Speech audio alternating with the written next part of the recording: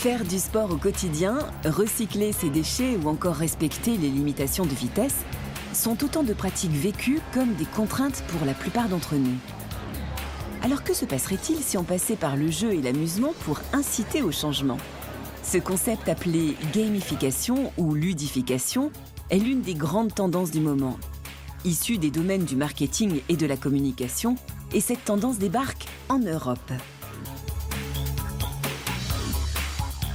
Une série d'expériences menées en Suède a démontré l'intérêt du concept. Pour motiver les passants à faire un peu d'exercice, un escalier sous forme de piano est installé à la sortie du métro. Et ça fonctionne. Après le premier moment d'hésitation, ils sont 66% plus nombreux que d'habitude à emprunter l'escalier musicien aux dépens de l'escalator. Ici, c'est un radar un peu spécial qui est placé sur cette grande avenue de Stockholm. Au lieu de flasher les excès de vitesse, il prend en photo les véhicules qui respectent les limitations. Leurs conducteurs auront peut-être la chance de recevoir quelques jours plus tard un lot pour bonne conduite.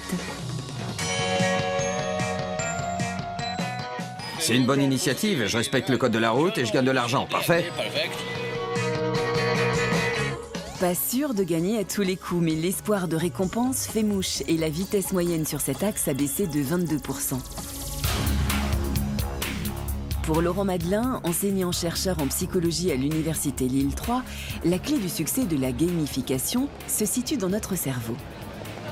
Ce qui se passe dans notre cerveau, c'est donc qu'il y a des circuits de la récompense qui sont liés aux circuits dopaminergiques principalement. Et ces circuits de la récompense, ils vont être activés quand il y a un événement qui se produit et qui est désiré par l'organisme. Et donc ces circuits de la récompense, ils vont venir fixer le comportement qui a été émis précédemment.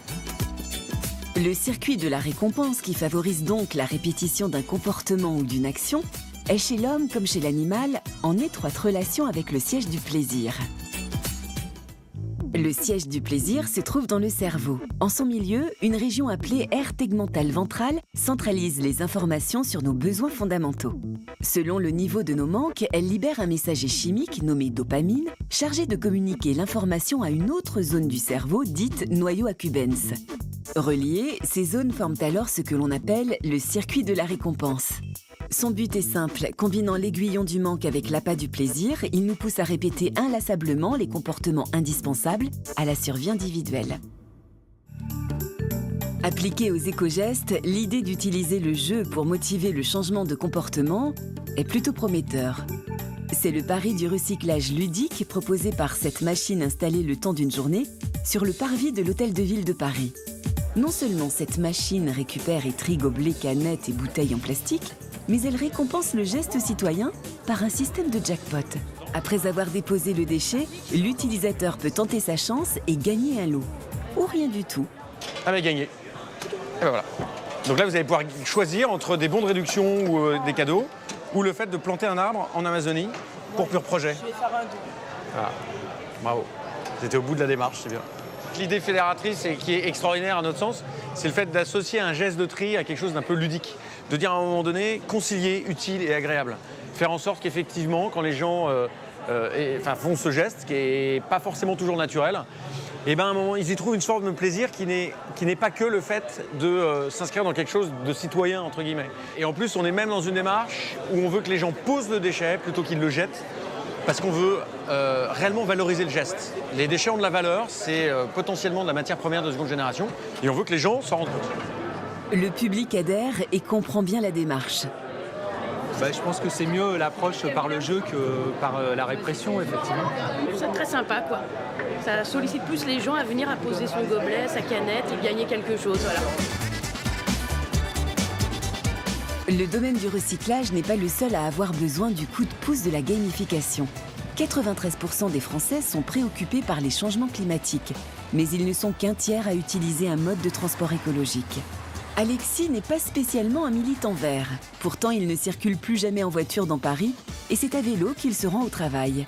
Pas seulement pour les bienfaits du sport, car en roulant, Alexis reçoit une récompense sous forme de points cadeaux. À chaque fois que je prends le Vélib, je cumule des points qui, au bout d'un certain moment, au bout d'un certain temps, me permet d'échanger avec des cadeaux ou des bons chez des partenaires. Le site internet qui gère les points s'appelle Cité Green. C'est une petite start-up qui veut sortir de l'écologie punitive et préfère miser sur le jeu pour changer le monde. Donc Cité Green a été créé avec comme vocation de réduire le bilan carbone des Français. Et donc de manière un peu cynique, finalement, on s'est dit que pour que les gens changent, il fallait les rémunérer. Aujourd'hui, 50 000 personnes se sont inscrites sur le site. Alexis, lui, s'est pris au jeu et fait partie des bons élèves. Je suis toujours deuxième au classement général. Donc ça, c'est bien. Je pense pas être premier, mais ça me va. Comme je suis joueur, je prends en compte les challenges, la façon de gagner les points pour peut-être modifier mes trajets pour avoir ces points-là, j'avoue. La gamification s'étend à d'autres domaines grâce à l'explosion du numérique. Déjà, 11 millions d'utilisateurs sont adeptes des jeux proposés par une grande marque de sport. Et le phénomène devrait se généraliser dans le monde du travail.